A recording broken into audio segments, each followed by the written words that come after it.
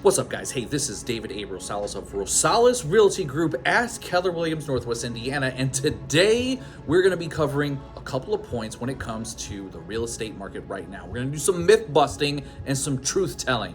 So right now you've probably heard around the water cooler at your office or wherever it is that you work, or maybe just playing phone tag with your friends. Prices are coming down, aren't they? I mean, there's a bubble. There's a crash. We're in a recession. It's gonna happen.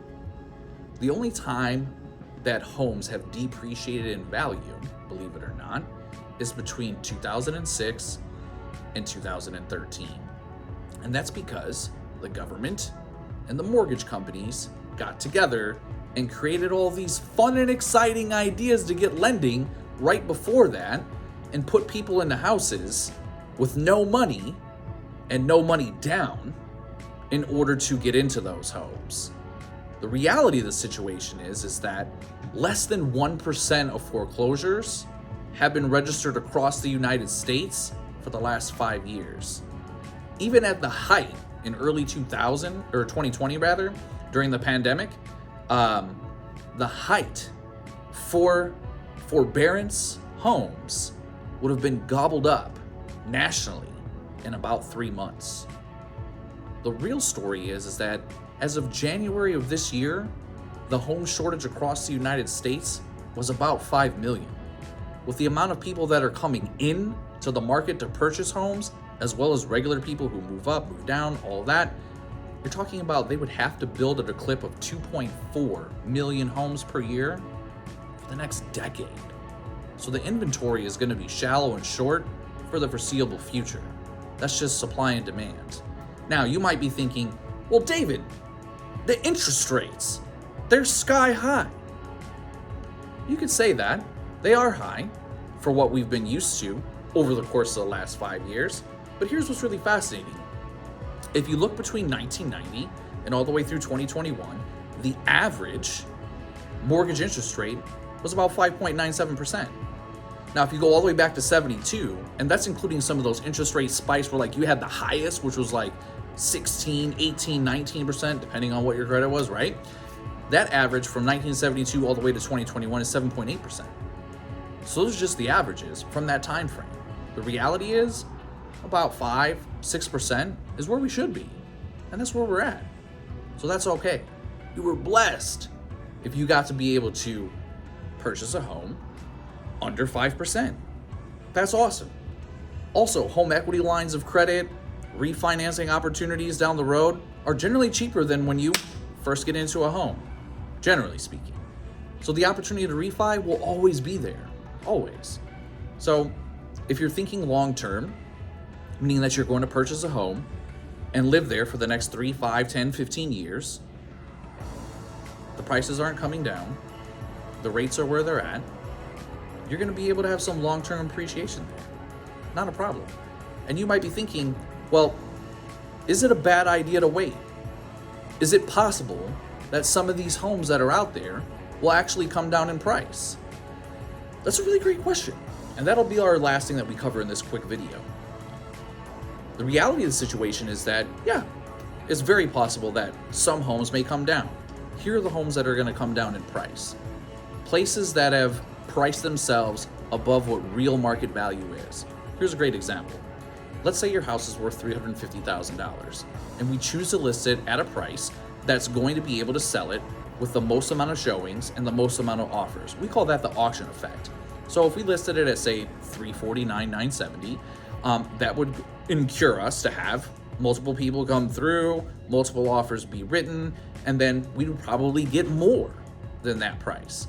And so if we then went to your neighbor and your neighbor was like, well, hey, John, and they sold their house for $360 or $375, so my house is worth that. What we call that is false. Here's why that's false. The reason why your home sold for more than $350 is because multiple people chose to write offers for over that price. We can't guarantee that for every single home unless you price the house at current market value. That's how we created that auction effect. If you decided that you wanted to price your home far and above market value. And then you're sitting there and you're looking, what's wrong? I got a lot of showings out the gate, but now I don't have any offers, and the only offers that I have gotten are lower. It's because either A, your realtor didn't educate you, B, you chose to partner with somebody who didn't have a backbone or a spine to tell you the truth, or C, you just decided I'm gonna do whatever I want and this is the price we're at, and someone agreed with you at the end of the day, and that'd be the person that you hired. So here's the way I have to look at it. The prices aren't coming down. You're not going to be able to wait and save money. And the best thing about this is that if you choose to buy a house now, today, this calendar year, you're going to save money because it's going to appreciate on average 5-6% year over year. That's the average. Now, if it appreciates higher, that's bonus. That's great. But on average, we appreciate in real estate around 5% nationally.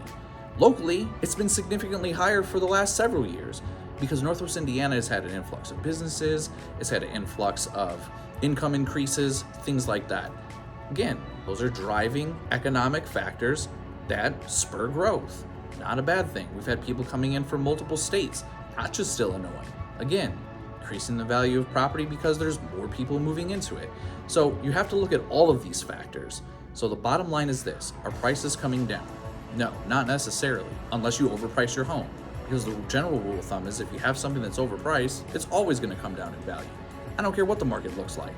If you say your house is worth $500,000 and it isn't, you're going to have to come down. That's the truth. What about interest rates? Again, average, you're looking at between 5 and 6%. That's okay. That's where we need to be at. And then, is waiting a bad idea? Absolutely it is. Because you could either spend more money 12 months from now, 6 months from now, 4 months from now, or you can save and start investing in your future, right? By making a purchase now and getting on that appreciation cycle. It's up to you.